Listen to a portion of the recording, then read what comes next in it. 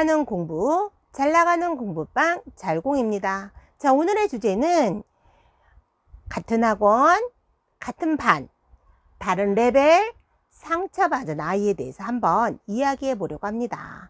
자, 이 이야기는 저희 잘공 공부방에 다니다가 졸업한 지 4년 된 아이의 이야기입니다.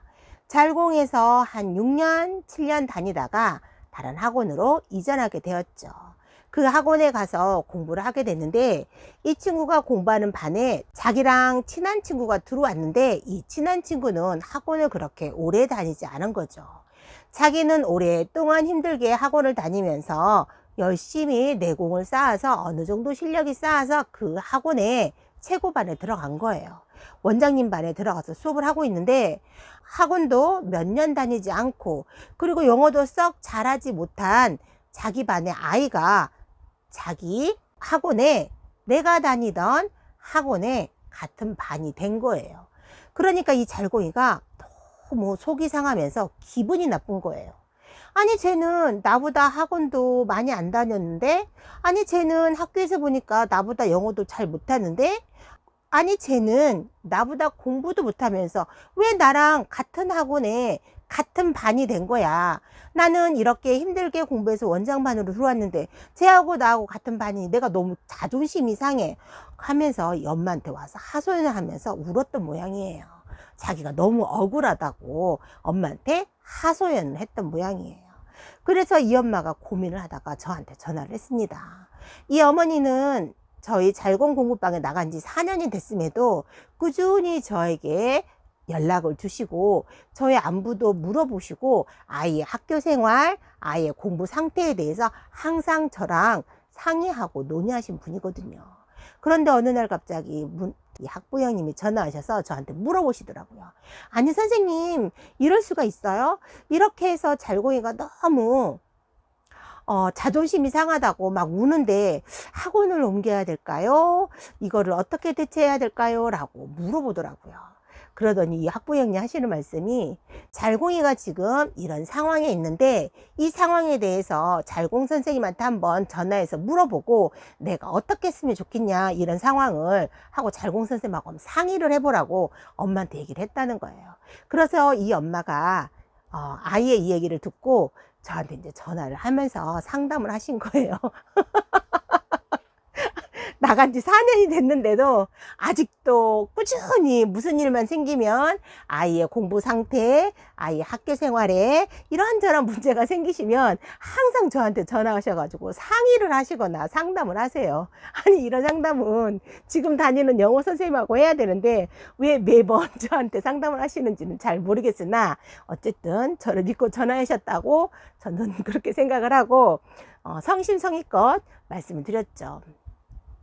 어머니, 제 생각에는 선생님이 이 학생을 따로 마땅히 넣을 수 있는 반이 없어서 그냥 그 반에 학년이 같고 같은 학교이고 내신 관리하기가 편하니까 그 반에 넣은 것 같아요. 고등학교를 가면 학교마다 다 내신을 봐줘야 되는데 다 내신이 학교가 따로따로이면 내신 봐주기가 힘드니까 일단 잘공이 친구는 실력은 안 되고, 그리고 영어 실력은 안 되고 공부는 좀 부족하지만 그래도 잘공이랑 같은 학교를 다니니까 내신 관리 편리하기 위해서 아마 같은 반에 넣었을 겁니다. 그리고 잘공이한테 전해주세요. 같은 반이라 해서 같은 수준이 아니라는 걸 꼭 말씀해 주세요. 자, 일단 우리가 상차림을 할 때 아이에게 밥을 차려주잖아요. 아이에게 밥을 차려줬을 때 아이가 어느 정도 씹는 힘이 있고 그거를 소화할 수 있는 능력이면 어떤 밥을 주든 어떤 상차림을 해줘도 이 아이는 다 먹고 다 소화를 시켜서 체화된 상태에서 그게 피가 되고 살이 됩니다. 그런데 똑같은 밥상을 차려줘도 어떤 아이는 그거를 소화할 수 없는 능력인 거죠. 그 밥을 먹기는 하지만 소화가 안 되고요. 그 선생님이 차려준 밥 다 먹을 수도 없고요. 차려준 밥 조금만 먹어도 소화가 안 되고요. 체화 안 됩니다. 그냥 밥상에 앉아서 깨작깨작 밥 먹는 신용만 할 뿐이고 그거 먹는다 해서 내 몸속에 들어가서 체화를 다 시킬 수도 없습니다. 그리고 이게 몸속에 들어갔다 하더라도 이게 피와 살이 되지 않고 아마 이 아이는 다 밖으로 배출해 나갈 겁니다. 그래서 같은 반이지만 같은 학교지만 실력은 달라도 자존심이 상할 필요가 없습니다. 그리고 내가 기분 나빠할 필요도 없습니다. 지금까지 해왔던 것처럼 꾸준하게 나의 페이스를 잡고 열심히 하다 보면 자기가 원하는 학교, 자기가 원하는 성적 받을 수 있습니다.